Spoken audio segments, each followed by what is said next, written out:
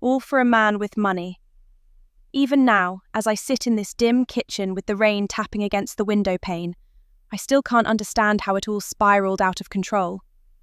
I look at the old photograph on the wall, me, 20 years younger, in that pale blue dress I wore to my retirement party, and I can't help but shiver. Because the woman who destroyed my life looked exactly like that once. My niece, Clara. Clara was always the pretty one. Wide eyes, soft voice, a way of tilting her head when she wanted something. When she was little, she'd cling to my arm at family gatherings, call me her favourite aunt, and I loved her. God help me, I loved that girl more than I ever should have. Maybe because I never had children of my own. Maybe because she reminded me of the parts of myself I'd buried long ago. Ambition, vanity, hunger for admiration. When her parents passed in that car accident, she was 22. I took her in without a second thought. My late husband had left me a decent inheritance, the house was paid off, and my world had grown terribly quiet. Having Clara around brought laughter back. She filled the rooms with music, perfume, and the click of high heels, sounds that made the house feel alive again. I didn't realize she was studying me, watching, copying. It began subtly. "Aunt May, your handwriting is so elegant," she'd say, tracing my signature on bills, on recipes. Or, "You always sound so proper on the phone. Let me handle your calls for the week." I thought she was being helpful. She started picking up my mail, filing my documents, organizing my papers. I was flattered. She was building her future, I told myself, and I was proud she looked up to me. Then came the day she said she'd met someone, a man named Victor Lance. She described him as successful, kind, and recently divorced. "He's not like other men," she said, her cheeks glowing. "He listens." I smiled, poured her tea, and told her love was a rare thing, to be careful with it. She laughed and said, "Don't worry, Aunt May, I'm learning from the best." That night, she borrowed one of my scarves, the silk one from Paris, and left humming softly. I didn't know she was walking straight into a lie, wearing my identity like perfume. 2 weeks later, she was radiant. Expensive jewellery sparkled on her wrists. She said Victor had taken her to the coast, that he wanted to build a life with her. I was happy for her, until I noticed the mail. A credit card statement in my name, for a luxury resort I'd never visited. Another for designer clothes. My stomach turned. When I asked, she said it must be a bank error. She kissed my cheek and promised to fix it. The next morning, both the statement and my credit card were gone. At first, I doubted myself. Maybe I'd misplaced things. Maybe age was catching up with me. But soon, letters started arriving. One's addressed to Mrs. May Andrews Lance. My name, tied to a man I'd never met. The return address read, Victor Lance Enterprises.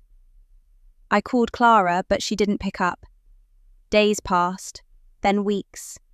The house felt colder without her. One evening, a knock startled me. A courier handed me a thick envelope. Wedding photos. At the top, embossed in gold, were the words, Mr. and Mrs. Victor Lance. My hands trembled as I flipped through the pictures. The bride looked stunning. My niece, wearing my face. The same hairstyle, the same jewellery I'd worn in that photo on the wall. But the name on the marriage certificate, May Andrews, was mine. I felt dizzy. I checked the mirror, tracing the wrinkles that life had etched into me. For a moment, I didn't recognise myself. She'd taken more than my name. She'd taken my reflection. I tried calling her again, but the number was disconnected. I called the police, the bank, even the passport office. And every time I heard the same cold response. "Ma'am, according to our system, you were married 2 weeks ago." The walls seemed to close in. How could a person simply erase another's identity? I dug through my drawers, birth certificate, ID, bank papers, and discovered half were missing. The house was a crime scene, and the thief had lived under my roof. I went to the bank myself, clutching what papers I had left. The clerk frowned, typing my name. "Mrs. Lance," she said, "you already withdrew your funds last week." I felt the floor tilt beneath me. "That wasn't me," I whispered, but she looked at my signature, and nodded politely. It was perfect. Clara's handwriting had always been lovely. I walked home under a grey sky, my umbrella trembling in the wind.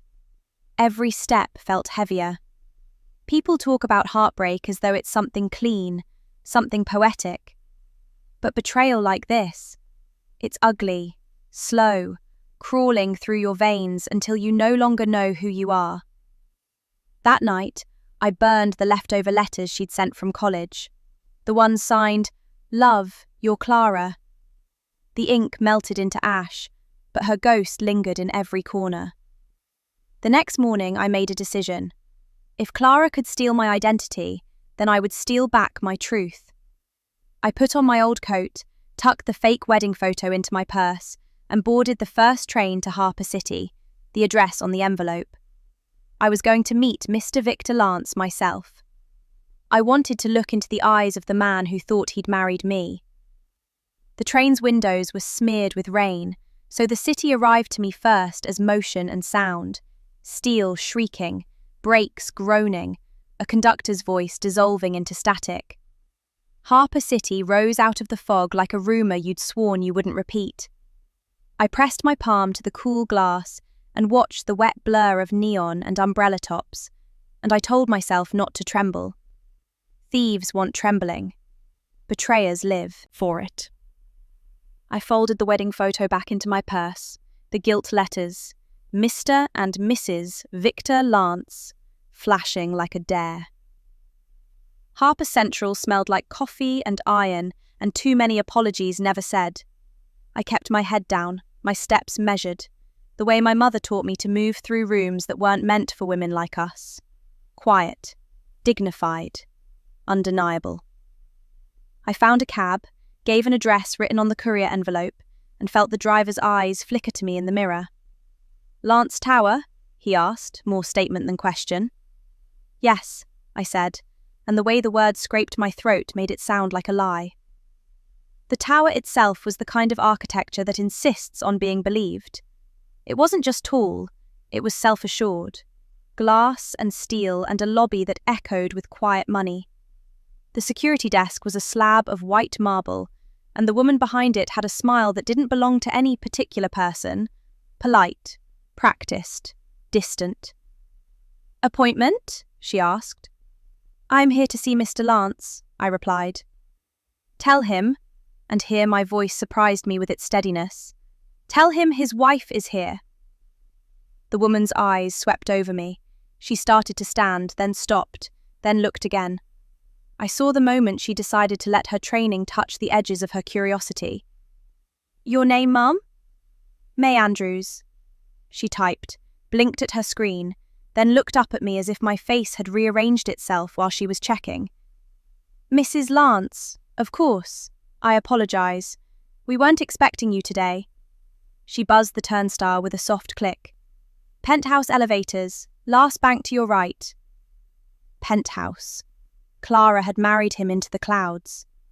In the mirrored elevator, I watched myself rising, floor after floor, reflecting back a woman I recognised, and did not. The light in those mirrored walls was forgiving in a way life rarely was. For a second, just one dishonest second, I understood. To be wanted, to be admired, to be invited upward. I saw my niece's hunger like a thin, bright line. I could almost pity it if it hadn't devoured my name. The doors opened to an antechamber with a rug so soft my feet forgot how to be careful. A young assistant materialised, sleek, efficient, carrying a tablet like a shield. "Mrs. Lance," she said, as if testing a note. "I'm Olivia. Mr. Lance will see you now." The office had windows more than walls. The city sat at Victor's feet like a tamed storm. He was at the bar cart when I stepped in, a man in his late 50s with the kind of precision that comes from never being late to anything. He turned, glass in hand, and for a breath he simply gazed, curious, cautious. His eyes flicked to my hair, my hands, the fold of my coat. He swallowed, set the glass down, and the sound of crystal touching glass seemed to decide something for him. May, he said carefully. The name landed like a scab torn off too soon. I answered it anyway. Victor. He gestured to a chair, across from his desk. I sat. He took his own chair, but didn't lean back. A man who understood that posture is part of a conversation. The silence that followed wasn't empty. It was crowded with things neither of us knew how to admit. I didn't expect you, he said. I didn't expect to be married, I answered. He studied me another moment, my voice, the texture of my words. You sound different today. I am different, I said. Or perhaps I'm exactly who I've always been. I took the wedding photo from my purse and placed it on the desk like evidence. The paper lay between us, a polished lie. He didn't touch it. Tell me, Mr. Lance, when you look at this, who do you see? He glanced down, and sorrow slid across his face so quickly I nearly missed it. I see my wife, he said, and there was no bravado in it. The woman I married 2 weeks ago. I see you. You see a performance, I corrected softly. You see my niece wearing my name like a costume. He didn't flinch the way I imagined he would. Instead, he leaned forward, elbows on the desk, and let out a breath that had probably been waiting since the day he met her. People have been lying to me for a very long time, he said, and the way he said people made it sound expensive. For once, I wanted something simple. Simple, I repeated, tasting the word. She forged my signature. She emptied my accounts. She filed a marriage license as me. Simple. He pressed his knuckles together as if aligning invisible bones. Our marriage was small, private. He paused, looked for the right truth, found one that didn't embarrass him. She insisted on it, said the press would make a meal of us. I agreed. The judge came to the house. We signed papers. We drank champagne. She left the next morning for a retreat upstate. His gaze finally moved to the photograph. She was luminous, he added, and the word carried a weary grief. I suppose that should have been a warning. Luminous. Clara had always known how to collect light. Olivia reappeared with 2 glasses of water, placed them like fragile new rules, and left without looking at the picture. She knew it was a grenade. I'm not here for a confession, I said. I'm here for facts. What did she take from you? Money, of course, he said, almost bored by the banality of it. A transfer authorized by my wife. He glanced at me, apologetic and unmoored. By May. A charitable fund she wanted to establish in her name. It looked legitimate. 8 million to start. Another 2 pending verification. I absorbed the number like a blow to the ribs. Not because of the money itself, but because I could hear the echo of the girl I raised calculating the angle of that staircase. Start with a fund. Sanctify the theft. She left me a note, he said. A sweet, vapid thing. Gratitude. Fresh starts. You know the genre. I know the genre, I said. It's called I will take and blame the taking on my hunger for healing. He almost smiled. You're not who I married, he murmured, and for the first time there was a thread of relief running through his words. Which makes you, paradoxically, the only person who might tell me the truth. I leaned in. She studied me for years. My handwriting, my cadence, how I hold a pen, how I say my name on the phone. She worked in my shadow until she could wear it. And I let her. I wanted to believe love is a kind of safety. Love, he said, tasting it the way I had tasted simple. We are both very foolish. The city breathed against the glass. Far below, sirens stitched a crooked seam through traffic. I took a small sip of water to anchor my hands. Do you have security footage? I asked. From the wedding, from the days before? His eyes flicked to a small black disc in the corner of the ceiling. Of course. Then we can watch her, I said, and it came out colder than I intended. We can watch her pretending to be me. He hesitated, then stood, moving with the precision of a man opening a vault inside himself. He keyed a sequence into a panel. The far wall darkened, resolved into a screen. A timeline scrolled, the day of the wedding. He tapped. The judge entered. Victor, this Victor, poured champagne. And then, my niece, hair pinned like mine was 15 years ago, skin glazed with that soft focus trickery money can buy, a demure tilt to her chin I recognized as mine in youth.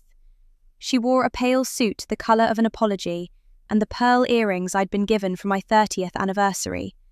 When she turned to sign, her hand held the pen exactly the way I do, thumb a little high, wrist gently arched.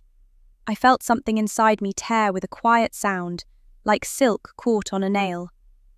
That's her, I said. Victor watched in silence. On screen, she glanced up at him with a look I had never given any man, the look of a thief who has realized the vault is open and no one is shouting.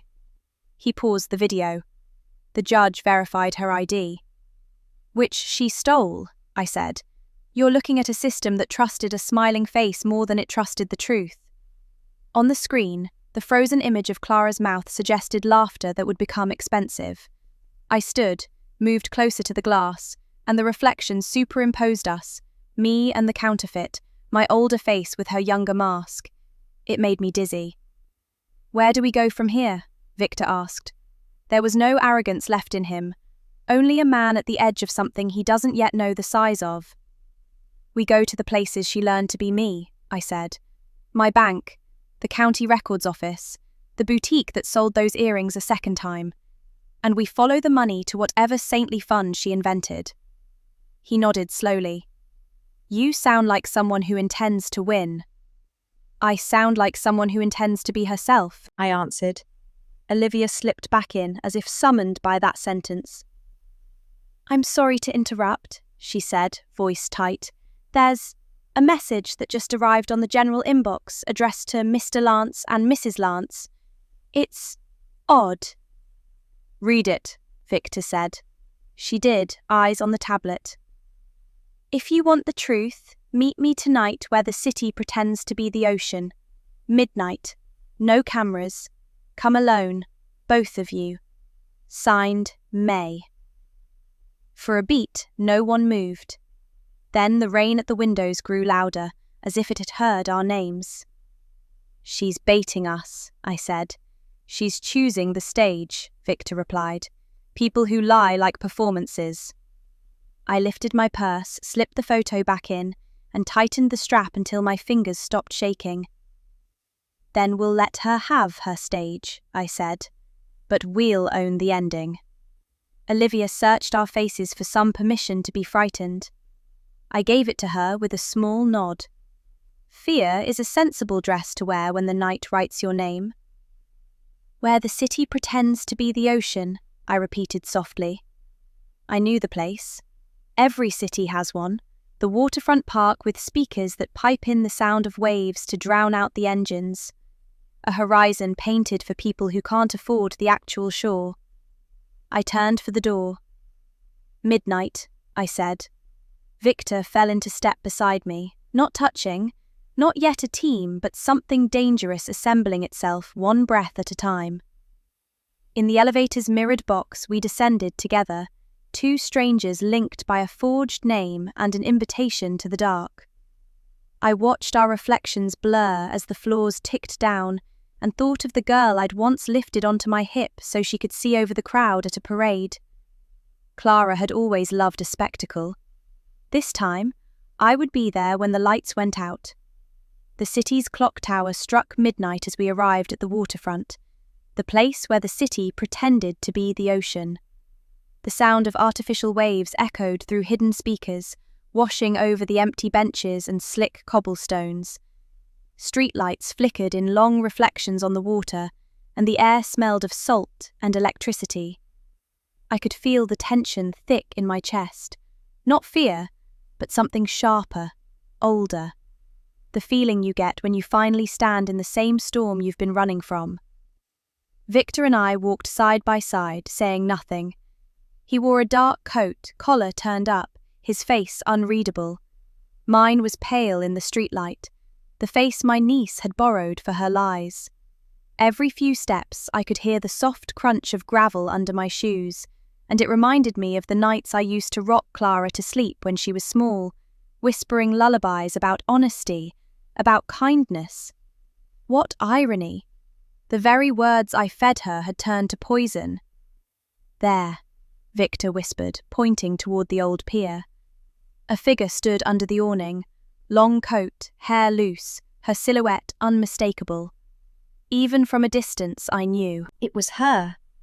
The posture, the tilt of her head, the quiet confidence that always preceded chaos. Clara. My heartbeat pounded in my ears.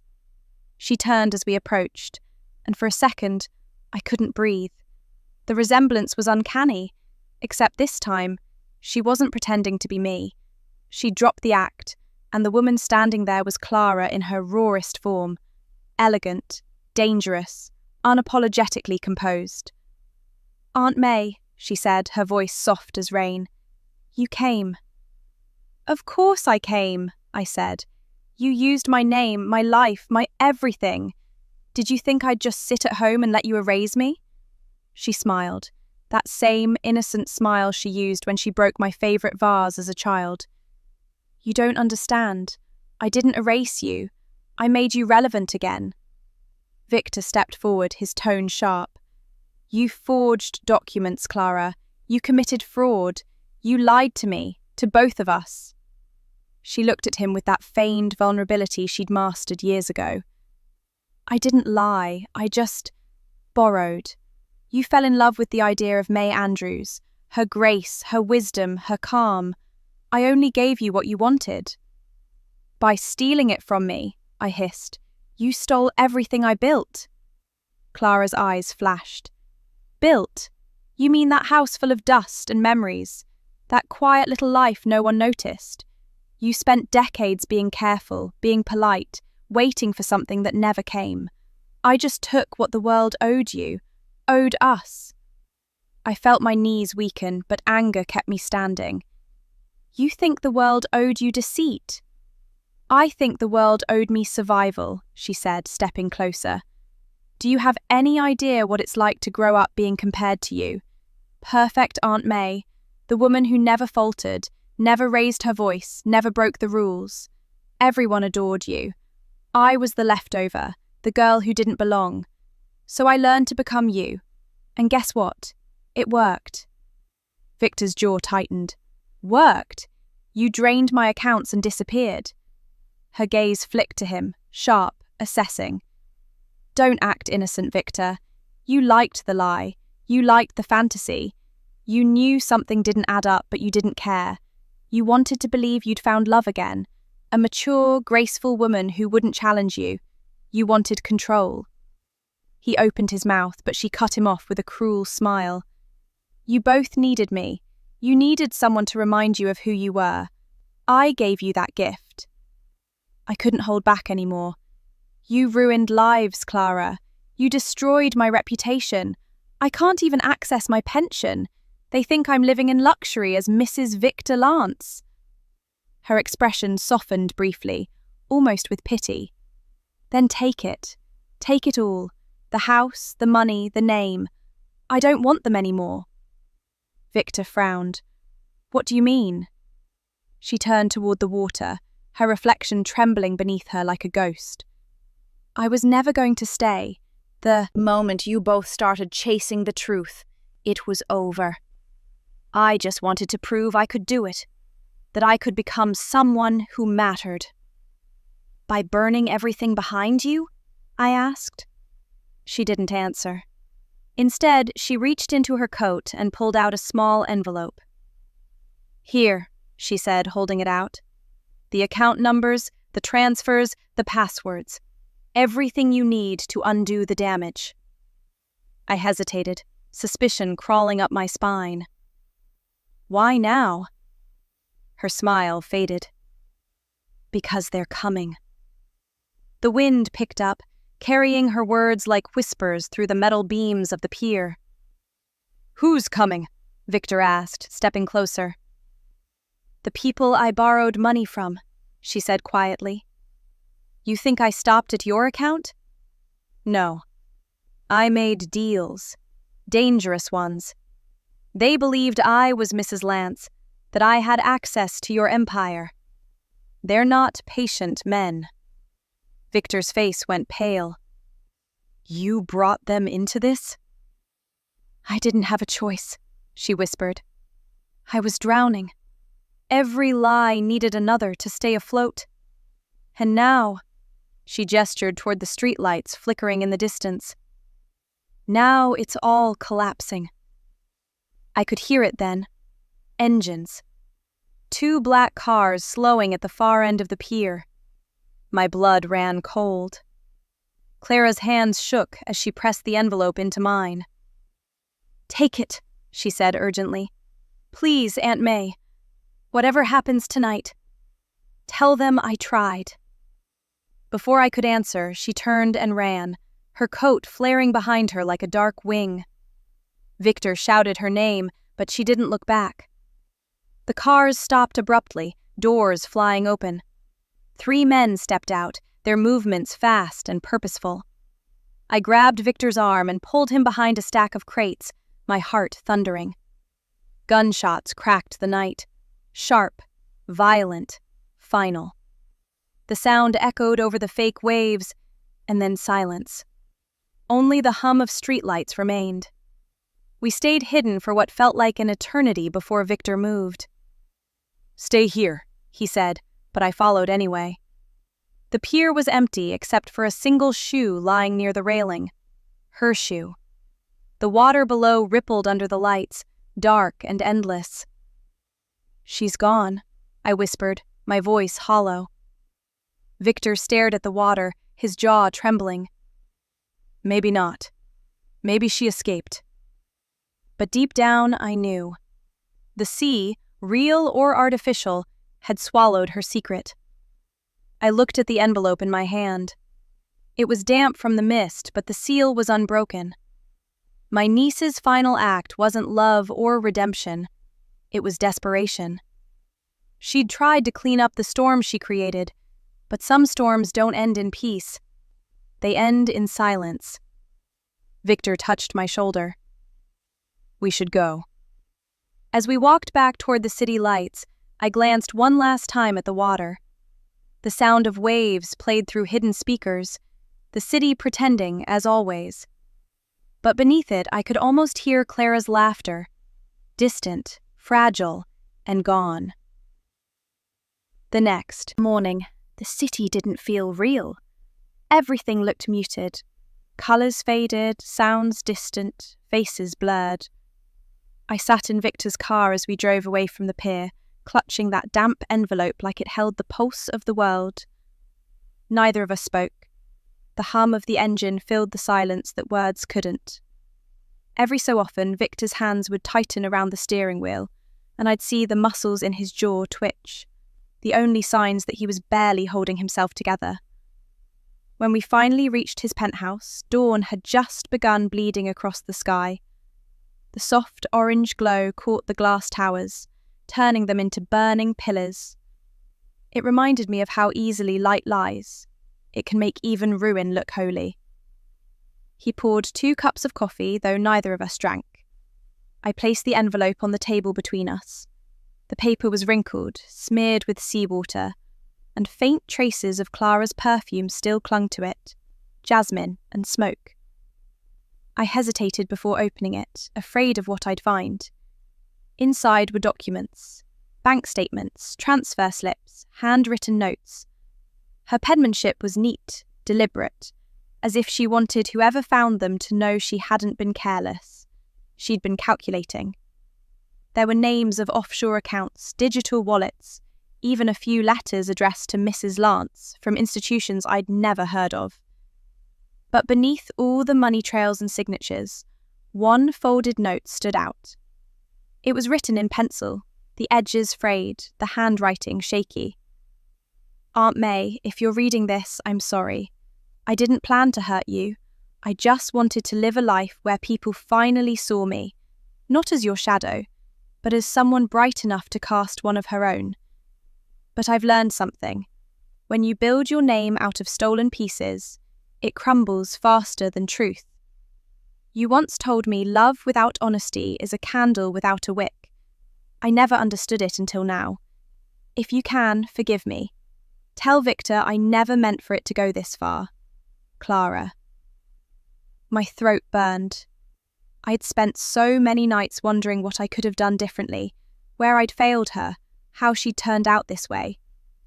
But reading that note, I realised she hadn't been born cruel. She'd been broken by envy disguised as admiration. She wanted to be me, not destroy me, and that was the tragedy of it all. Victor took the note, his fingers trembling. She loved you, he said quietly. You can hear it between every line. I nodded slowly, staring at the city below. Love isn't always kind, I said. Sometimes it's the knife and the wound both. For a while we sat there in silence, two people grieving the same woman, but for different reasons. Then came the knock. 3 sharp raps on the door that sent both our hearts leaping. Victor stood, cautious. Stay back, he whispered. He opened the door just a crack, and a man in a black suit stood outside, tall, expressionless. Mr. Lance? The man asked, voice smooth but cold. We'd like to ask you a few questions about your wife. Victor stiffened. And who exactly are you? The man flashed an ID. Interpol. We've been tracking a series of international financial crimes linked to a woman named Clara Andrews. She was last seen using your wife's identity. I stepped forward, my voice unsteady but clear. She's my niece. And she's dead. The agent looked at me, measured, skeptical. We haven't found a body. Only reports of a shooting near the waterfront. Victor and I exchanged a glance. You won't, I said softly. She's gone. The agent sighed. Gone or not, she's left a trail across 3 countries. If she reaches the wrong people again... He paused, studying me. They might come for you, Mrs. Lance. Or rather, Mrs. Andrews. He handed me his card. Call if you hear anything. When the door shut, Victor exhaled shakily. They don't believe she's dead. They don't need to, I said, gripping the envelope tighter. They just need to clean the mess she left behind. That night, I couldn't sleep. I walked through Victor's glass apartment, a house built too high to feel safe. Every shadow seemed to move. Every whisper of wind felt like her voice returning. The guilt, the fear, the anger, they all swirled together until I could barely breathe. I sat by the window and stared down at the streets below. The city pulsed with life, strangers hurrying to places that didn't know my name, neon signs flickering like broken promises. I thought about Clara, about how easy it is to lose yourself when the world tells you you're not enough. And then I saw it. Across the street, in the reflection of a boutique window, a woman stood watching the building, wearing a hood, her posture painfully familiar. My heart froze. I blinked, and she was gone. I rushed to the elevator, ignoring Victor's voice calling after me. The streets were nearly empty, but I swore I could hear footsteps ahead, quick and deliberate. I followed them into a narrow alley behind the cafe. The air smelled of wet bricks and cigarette smoke. "Clara!"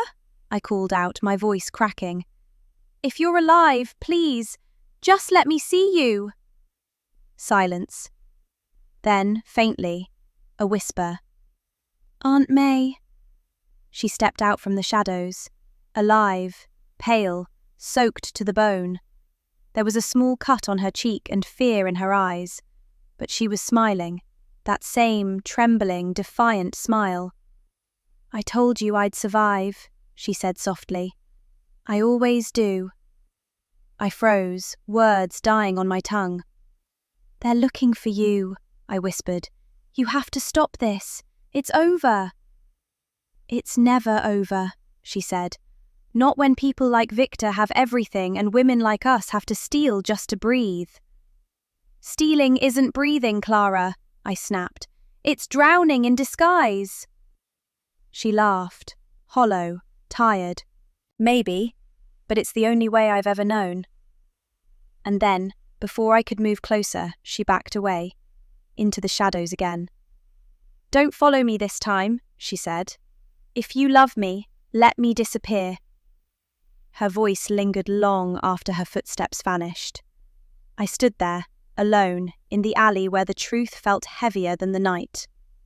When I finally returned upstairs, Victor was waiting. I didn't tell him what I'd seen.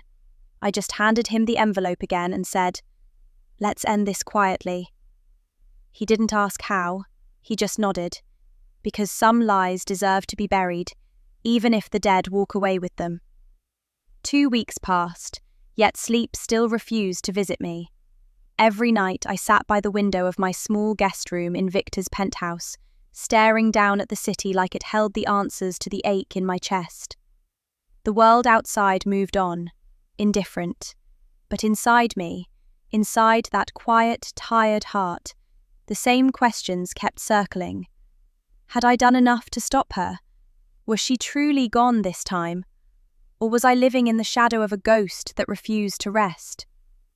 Victor tried to act normal. He returned to his business meetings, his charity dinners, his life of routines and reputation. But I could see it, the stiffness in his shoulders, the way his eyes flicked toward the door whenever the elevator chimed. He was waiting for her too, even if he didn't admit it. Every morning I'd find him in his study, surrounded by files. Lawyers, investigators, financial consultants.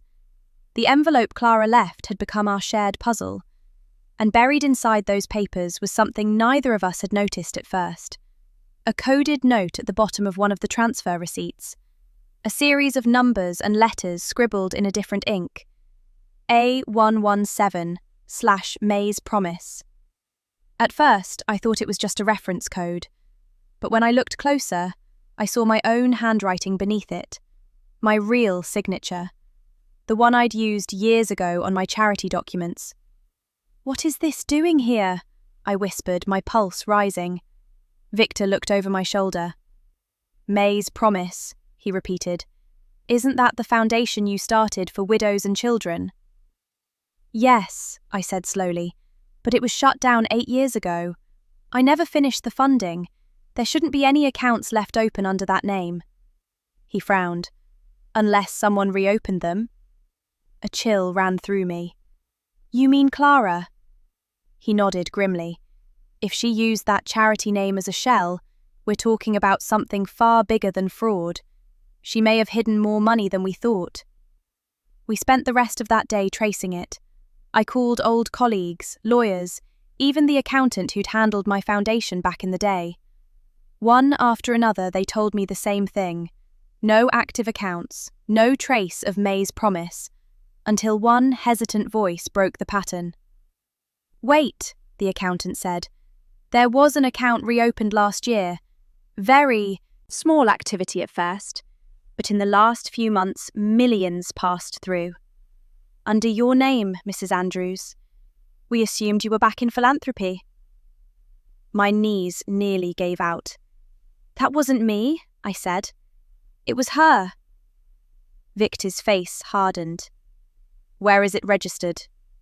Switzerland, the man replied. Zurich branch. And recently, there's been a transfer to Pakistan. I froze. Pakistan? Yes, to an orphanage listed under the same title, May's Promise House. Does that sound familiar? It didn't. It wasn't mine. But the words struck me like lightning. Clara had created a false charity using my name and then used it to launder money. I hung up the phone, shaking. Victor rubbed his temples. This means she's not just hiding. She's still moving money, alive and in control. Or someone else is, I said quietly, though the thought terrified me more. That night, we went through the files again. Every transaction, every code, every signature. It was like peeling back the skin of a lie to reveal the rot underneath. And the deeper we looked, the more patterns appeared. Dates, cities, initials. Some transfers were in Clara's fake name, some in mine, and some in something stranger. MA.2. She made a second identity, I said, my voice hollow.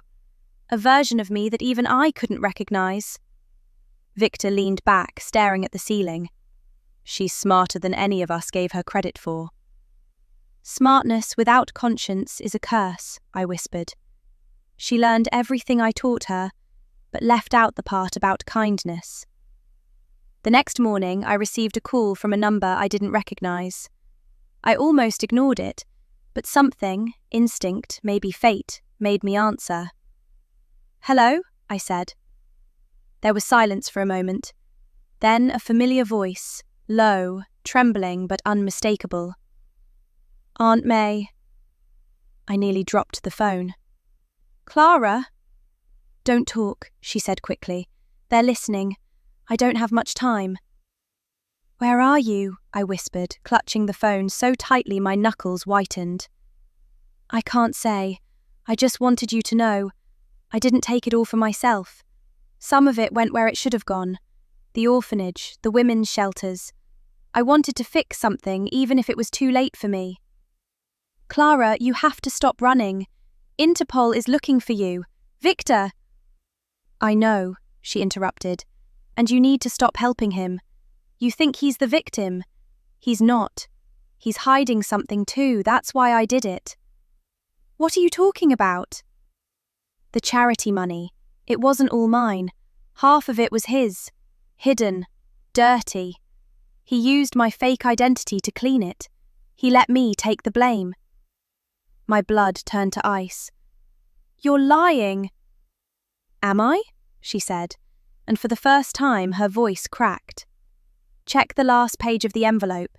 The paper you thought was blank. Heat it. You'll see." And then the line went dead. I stood there frozen, phone still pressed to my ear long after the silence had returned. My reflection in the window stared back at me, pale, frightened, uncertain of who the real thief was anymore. I grabbed the envelope, turned to the last blank page, and held it over a candle. Slowly, brown letters began to appear, like ghosts emerging from smoke. "May, if you're reading this, you need to know the truth. Victor isn't who he says he is. The money I took was his first. I stole it because it was stolen before it reached me. He's laundering through you, through your name, your face. I wanted to expose him, but I got trapped. Don't trust him." My hands trembled. I dropped the page and it floated down like ash. Behind me, I heard the soft creak of the study door opening. Victor stood there, calm, too calm. "Something wrong, May?" he asked, his voice a touch too casual. I forced a smile. "No," I said, "nothing at all."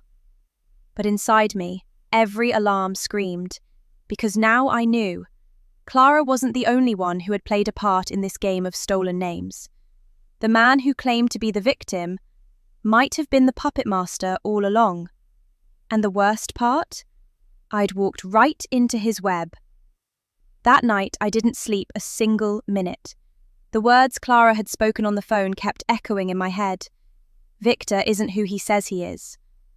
I wanted to deny it, to believe she was just spinning another web of lies to protect herself. But the more I thought about it, the more every small, overlooked moment started making sense.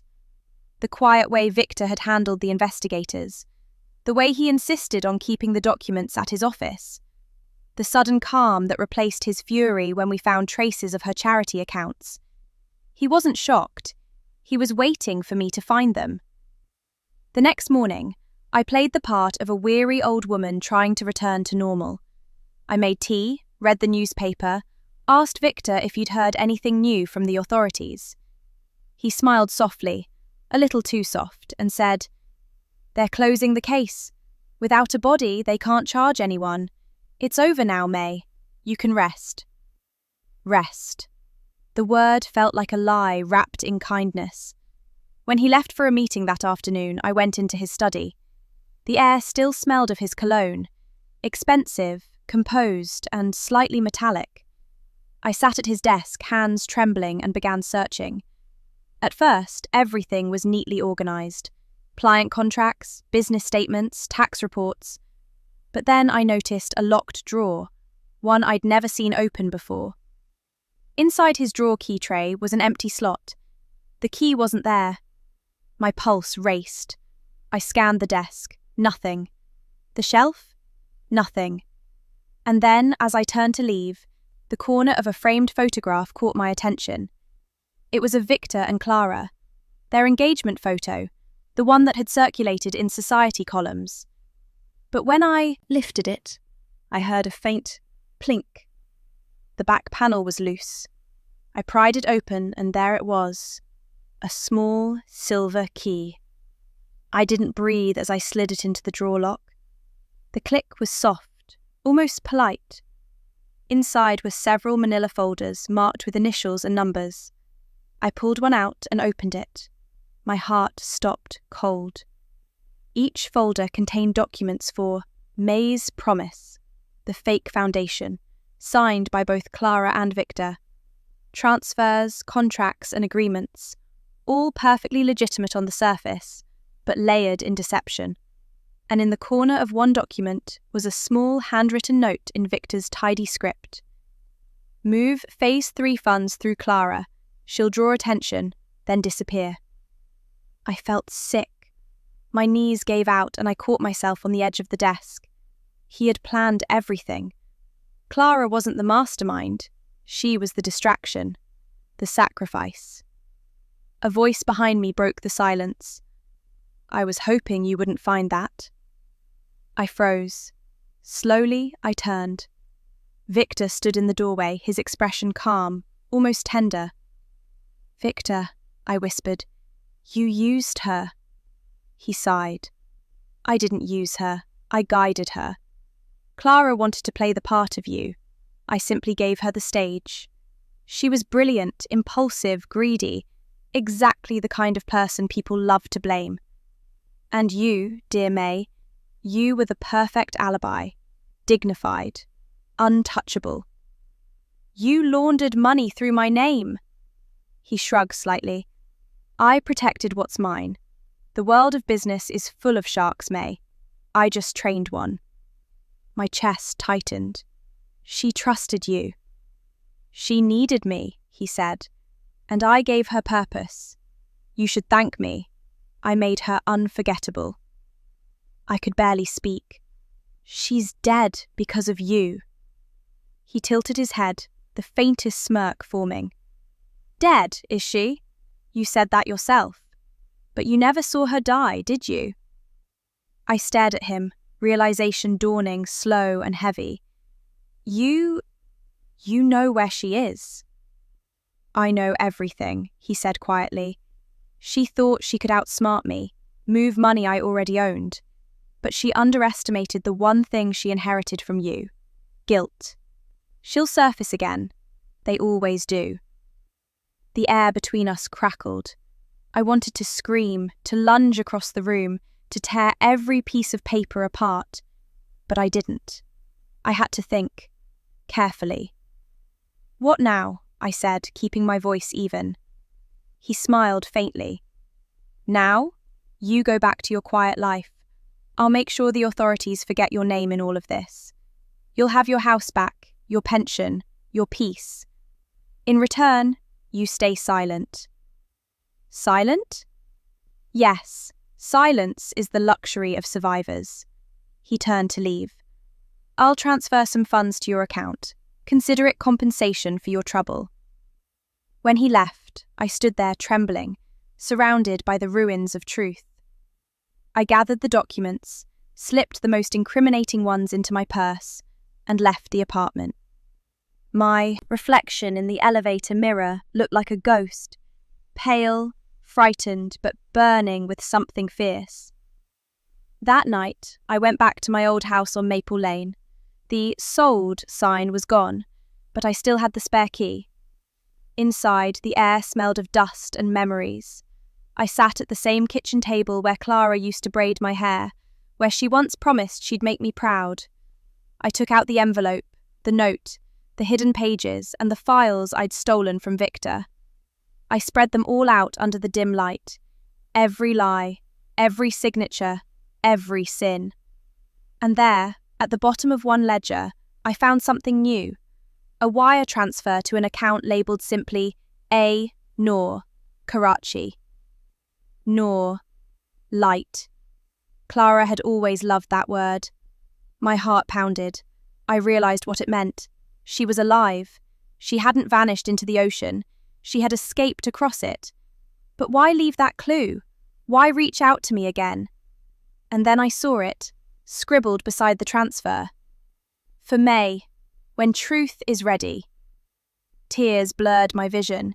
She wasn't just running, she was waiting. I picked up my phone, staring at the international dialing code on the note. My hand shook, but I dialed anyway. A long silence, then a voice, soft, weary, familiar. Aunt May? It was her. Clara, I whispered. I know everything, about Victor, about the charity, about you. A pause, then a single tearful laugh. Then you know why I had to disappear. I closed my eyes. You can't run forever. I'm not running, she said. I'm rebuilding. I'll send proof, the real records. But when I do, you have to be ready. Because when Victor falls, the whole world will know your name, not as his victim, but as his witness. The line went dead. I sat in the darkness, the phone still in my hand, heart pounding like thunder. For the first time, I wasn't sure who was the bigger thief, the man who stole my identity's worth, or the girl who stole my name to find her own power. Either way, I knew one thing. This story wasn't over, and I would live long enough to see how it ends. The rain had returned, soft at first, then relentless, as if the sky itself wanted to wash away every trace of deceit that had filled my life. It had been 3 weeks since that phone call. 3 weeks since I'd heard Clara's trembling voice promising to send me the proof. 3 weeks of waiting, wondering if I'd ever see justice, or if I'd die carrying the weight of a lie that wasn't mine. I didn't tell anyone, not the police, not Victor, not even the kind neighbours who still left pies on my porch, thinking I was too fragile to be alone. I kept her secret the way a mother hides a child she knows the world would punish. But inside, the storm raged louder each day. Then, one grey morning, an unmarked envelope arrived. No stamp, no return address. Just my name, May Andrews, written in Clara's familiar, looping handwriting. My fingers trembled as I tore it open. Inside was a single USB drive and a note. For when you're ready to stop being afraid. I stared at the words for a long time. Then I plugged the drive into my laptop. The screen blinked to life, folders upon folders of documents, recordings, bank ledgers, and video files. I clicked on the first one. It was security footage from Lance Enterprises, Victor's office. The date in the corner read 2 months before the wedding. The video showed him sitting at his desk with a woman across from him, Clara. She looked nervous but determined. You want to prove yourself? Victor's voice said, calm, smooth. Yes, Clara replied. Then I'll give you a job. You'll pose as your aunt, May Andrews. You'll reopen her charity foundation and handle the transfers. You'll get a commission for every successful deal. No one will question you. She's respected, invisible, trustworthy. Clara hesitated. You want me to use her name? He smiled. She'll never know. I pressed pause, my hands trembling so badly I could barely breathe. He had orchestrated everything. Every signature, every forged document, every step Clara took had been his design. I opened another file, an audio recording this time. It was Clara's voice, recorded secretly. He thinks he owns me, Aunt May, but I'm going to outsmart him. I'm going to make sure if he ever tries to use me again, the truth will bury him. I'll leave it all where you can find it, when it's time. Tears streamed down my cheeks. She hadn't run out of greed. She had run out of mercy. That night, I packed a small bag and left my house quietly. I didn't call the police. I didn't warn Victor. Some truths demand confrontation face to face. His office tower loomed like a dark monolith against the lightning-streaked sky. The lobby guard tried to stop me, but I looked him dead in the eye and said, "Tell him his wife's come home." He froze, and within minutes, I was standing in that glass-walled room again, the place where lies had been baptized in champagne. Victor was at his desk, back turned, pouring a drink. He didn't even look surprised. "I was wondering when you'd come," he said. "You always do. Women with conscience always arrive late to their own rescue." "I know everything," I said. "The recordings, the fake foundation, the way you used her. She left proof." He finally turned, eyes gleaming like polished steel. "And what will you do with it? Tell the police? The press? You think anyone will believe you over me? A grieving widow with a criminal niece and a history of identity confusion." I pulled out the USB. "They won't need to believe me. They'll see it." He laughed softly. "You've learned nothing, May. In this world, truth isn't what you can prove, it's what you can control." I stepped closer, my voice steady despite the storm roaring in my ears. "You're right, but control can slip, just like your hand when you get too comfortable." He smirked. "And what's your plan? To ruin me?" "No," I said. "To free her." He raised an eyebrow. "Her?" Before I could answer, the elevator dinged behind me. The doors opened, and there she was. Clara, alive. She looked different now, thinner, older, eyes shadowed by miles of running. But it was her, my niece, my ghost, my mirror. "Clara," I whispered. Victor stiffened. "You shouldn't have come back." She walked towards him slowly, her expression unreadable. "You always said I'd never finish what I start. Well, here I am." He smiled, shaking his head. "You don't know what you're doing." "Oh, I know exactly what I'm doing," she said. "You made me the criminal in your story, Victor, but I'm the witness in mine." She reached into her coat pocket and pulled out a small voice recorder. "You're live," she said. "Everything you say from this point is being uploaded." His smile faltered. "You're bluffing." "Try me," she said. He lunged for her, but I stepped in front, blocking him. "You used us both," I said, "but not anymore." His face twisted, rage breaking through his charm. "You think anyone cares about you? You're relics. Two broken women clinging to decency in a world built on deceit." "Maybe," I said softly, "but even relics can survive the fire." Clara pressed a button on her phone. A distant ding echoed, the sound of a dozen phones lighting up at once. Victor's expression changed from anger to terror. "What did you do?" She smiled. I sent it. Every file, every recording, every transfer, straight to Interpol, the press, and your board of directors. He froze, his composure shattered like glass. You'll regret this. I already do, she whispered. Before he could say another word, the doors burst open, agents shouting commands, weapons drawn. Victor tried to move, but it was over before it began. They cuffed him, reading his rights, dragging him past us as he glared with hatred that burned even through defeat. When the room finally fell silent, Clara slumped into a chair. For a long time, neither of us spoke. The rain outside softened, the thunder fading into tired echoes. She looked up at me, her voice breaking. I didn't mean for any of this, Aunt May. I thought I could control him, but I became him. I knelt beside her, taking her cold hands in mine. You're nothing like him, I said. You may have worn my name, but you never lost your soul. That's what saved you. Tears slipped down her cheeks. Do you hate me? I smiled sadly. No, I mourn you. The girl who wanted to be seen. She deserved love, not manipulation. We sat there as the lights of the city flickered through the glass, and for the first time in years, I felt something close to peace.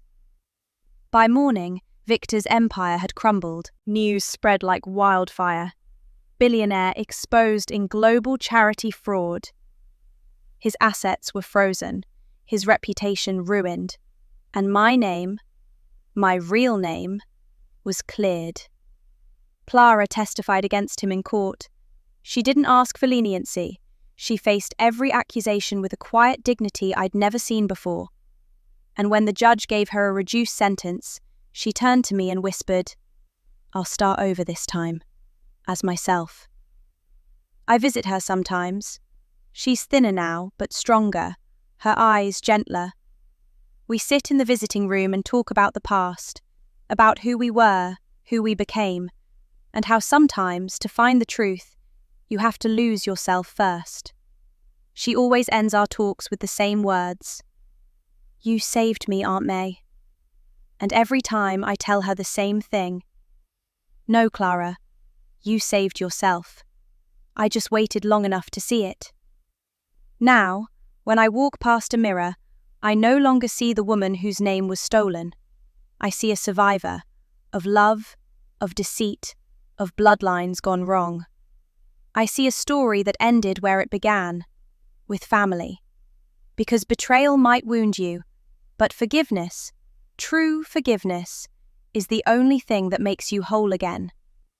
And as the rain taps against my window tonight, I whisper to the empty room, Rest now, Clara. The world finally knows who we are.